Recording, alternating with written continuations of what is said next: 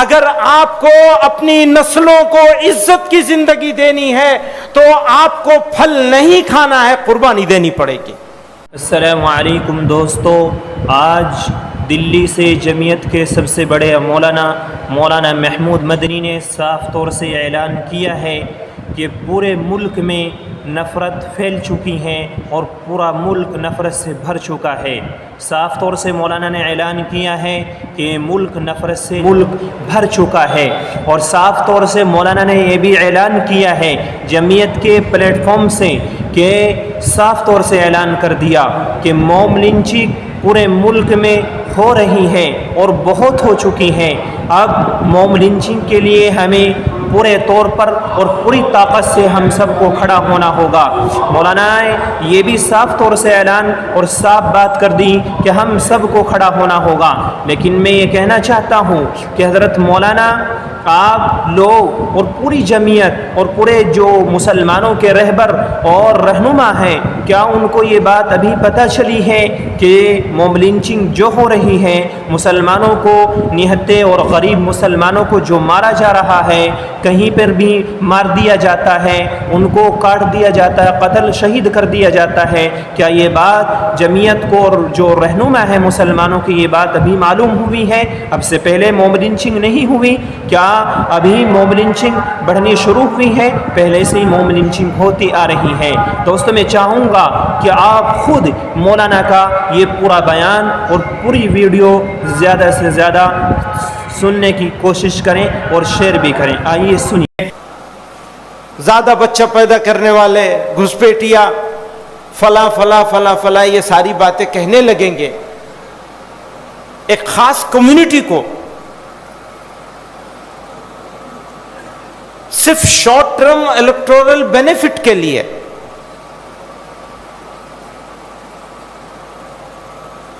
تو پھر کیا ہوگا؟ تو ایسے نازک حالات میں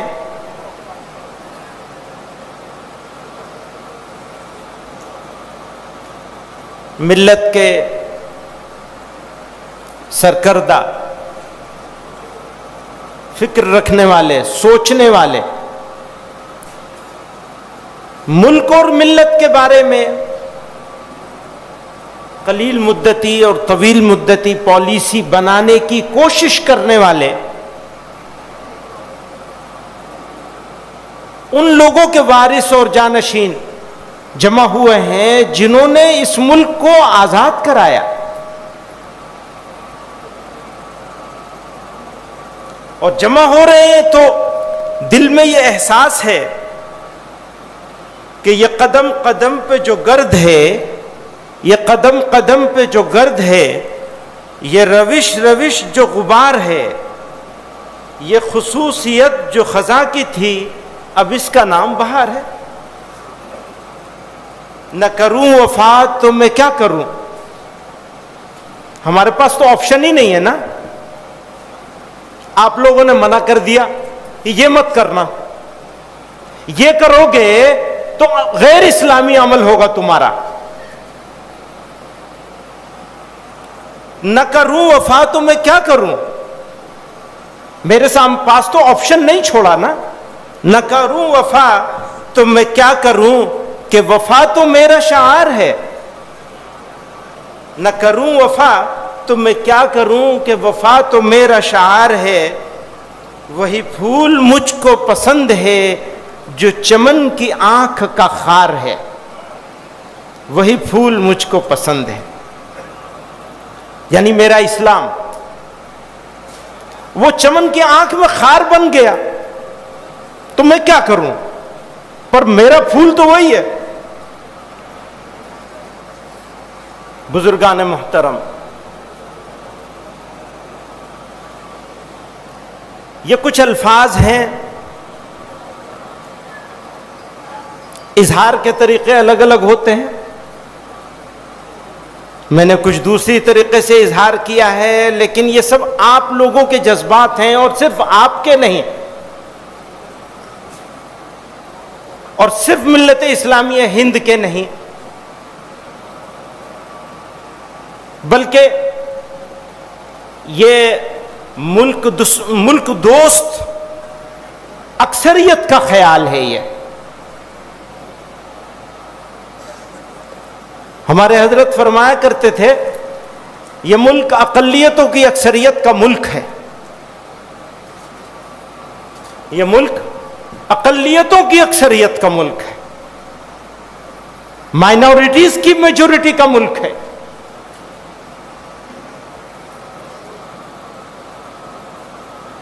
ہماری ذمہ داری ہے, حضرت نے اس بارے میں بھی بار بار فرمایا الگ الگ موقعوں پر, ہماری ذمہ داری ہے کہ اپنی جیسی اقلیتوں کے ساتھ اشتراک عمل کیا جائے. اگر ہم اپنی جیسی اقلیتوں کے ساتھ اشتراک عمل کرنے میں کامیاب ہو جائیں تو پھر نفرت کا مقابلہ کیا جا سکتا ہے.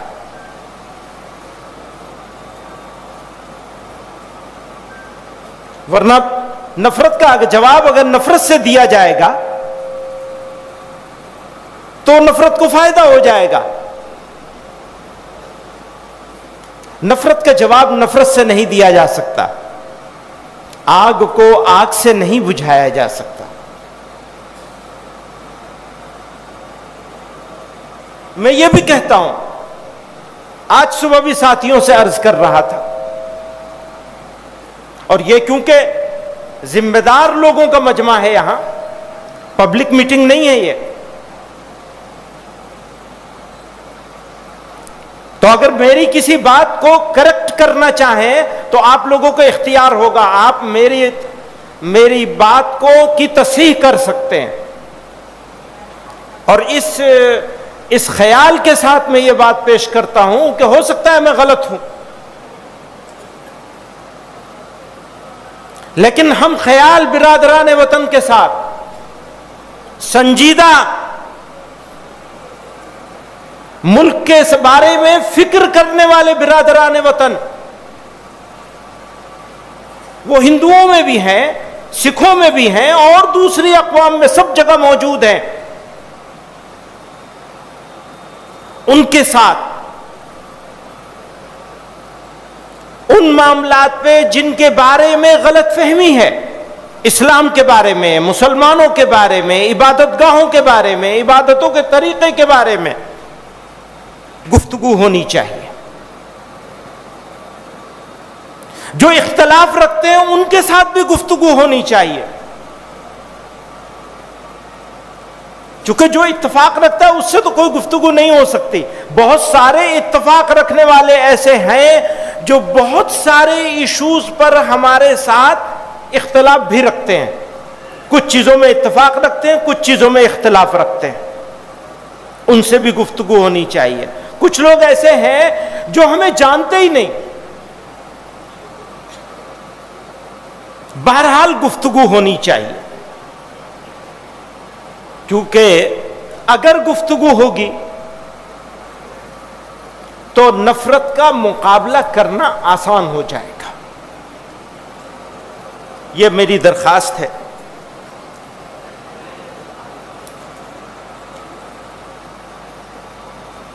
ملک میں ایک مہلک بیماری پھیلی ہے, فرقہ وارانہ تناؤ کی بیماری, اور اس سے مقابلے کا سب سے مؤثر راستہ یہ ہے کہ پسماندگی کے دلدل سے نکلنے کے سارے صحت مند راستوں پر چلا جائے. تعلیم گاہیں ہوں یا بازار, آرٹ اسپیس ہوں یا اسپتال, عدالتیں ہوں یا کھیل کود کے میدان. عدالتوں کا حال بھی ایسے ہی ہو گیا ہے. ہر جگہ اپنی موجودگی درج کرانے کی محنت ہمیں تیز کرنی چاہیے. ہر میدان میں اپنا حصہ کلیم کرنے کی اسپرٹ پروان چڑھنی چاہیے. سرکاری اداروں میں بھرتیوں پر خاص توجہ دی جائے.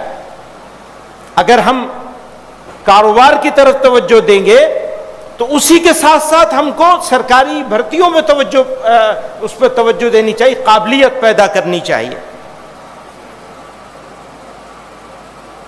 چونکہ سسٹم سے باہر رہ کر سوتیلے سلوک سے نجات پانا بڑا مشکل کام ہے, جبکہ سسٹم کے اندر رہ کر کوشش زیادہ کارگر ہوگی. یہ تو لانگ ٹرم کوشش کا طریقہ ہوا.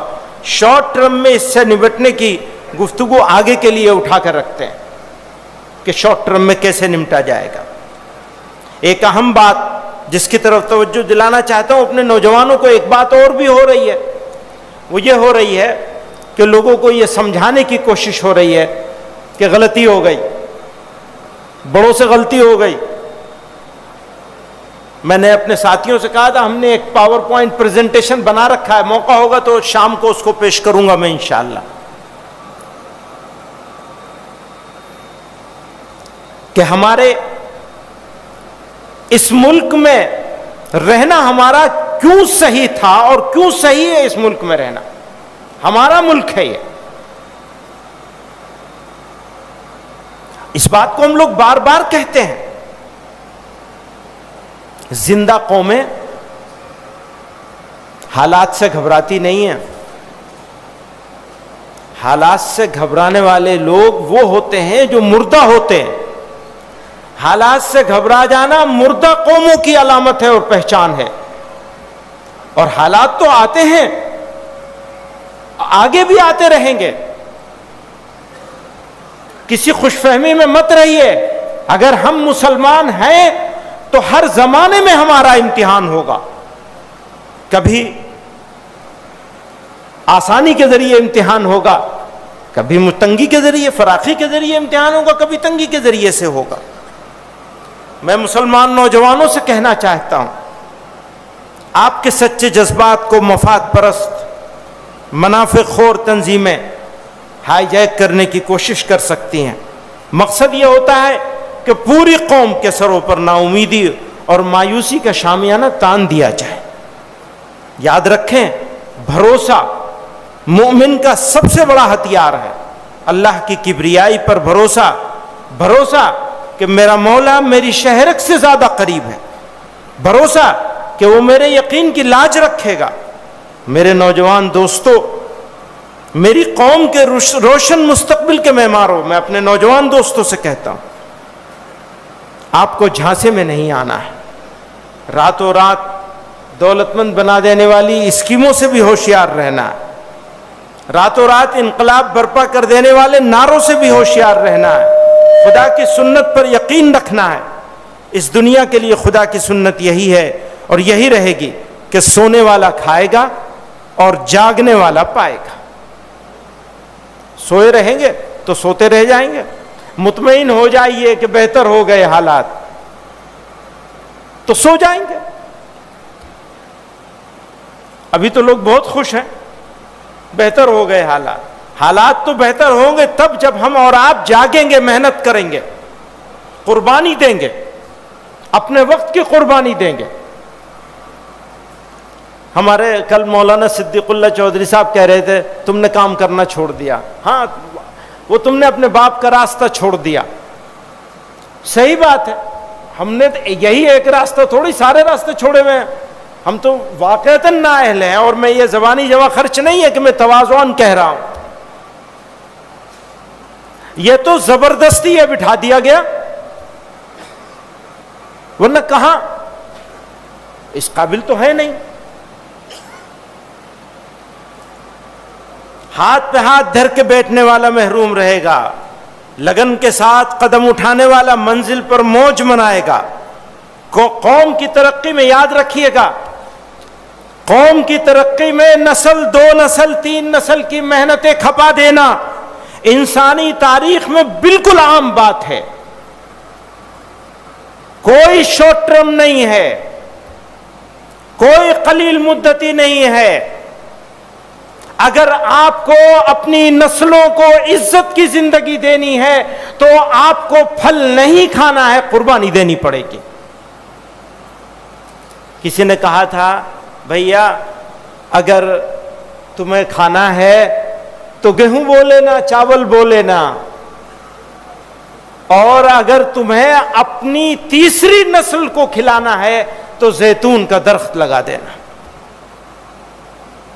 آئیے عہد کریں کہ ہم بھول جائیں گے اب گیہوں اور چاول کی بوائی. ہم اپنی تیسری چوتھی نسل کے لیے زیتون کا پیڑ لگائیں گے. آج کے لیے کچھ نہیں کریں گے. جو کریں گے مستقبل کے لیے کریں گے, اپنی ذمہ داری ادا کریں گے, بدلہ پانے کے لیے نہیں کریں گے. اگر بدلہ پانے کی امید میں کرو گے تو یاد رکھنا مایوسی کے سوا کچھ نہیں ملے گا. تمام حضرات نے حضرت مولانا محمود مدنی کا بیان سنا. حضرت فرما رہے ہیں کہ ملک نفرت سے نہیں چلے گا بلکہ پیار و محبت سے یہ ملک چلے گا. حضرت نے کہا ہے کہ جو لوگ مسلم سماج اور مسلم معاشرے اور مسلم کمیونٹی کے لیے خلاف اور اسلام دشمنی کے خلاف سازشیں کر رہے ہیں, ہم ان کو بتانا چاہتے ہیں کہ یہ سازشیں یہ اسلام کے خلاف پروپیگنڈا کرنا یہ بین الاقوامی سطح پر ملک کی بدنامی کا سبب بننے کے لیے بہت کچھ کردار نبھا سکتے ہیں. اس لیے ہم تمام کو اس ملک کو پیار کے ساتھ چلانا ہوگا. حضرت مولانا نے یہ بھی بیان دیا اور اپنے بیان کے دوران نوجوانوں کو خاص طور سے مخاطب کرتے ہوئے کہا کہ وہ مفاد پرست اور جو تھوڑا سا لالچ دے کر کے نوجوانوں کو اپنی طرف لبھا رہے ہیں, نوجوانوں کو ان سے متوجہ ہو جانا چاہیے کہ ایسے مفاد پرست اور سود خور قوم سے اپنے آپ کو بچائے تاکہ اسلام معاشرے میں اور اسلام کے جو ہم کلمہ پڑھنے والے ہیں ہم مایوسی کا بالکل شکار نہ ہو, بلکہ اللہ تبارک و تعالی نے جو ہمیں دین اسلام دیا ہے, رسول اللہ کا جو ہم کلمہ پڑھتے ہیں, ہم اللہ کے ماننے والے ہیں, ہم پورے وثوق اور پوری امیدی کے ساتھ اللہ تبارک و تعالی پر بھروسہ کرتے ہوئے اپنی زندگی گزار کر چلتے چلے جائیں اور مایوسی کا بالکل بھی شکار نہ ہو. حضرت مولانا نے یہ بیان دیا ہے. آپ حضرات کا اس بیان پر کیا کہنا ہے؟ آپ بھی کمنٹ باکس میں ضرور لکھ کر بتائیں اپنی رائے.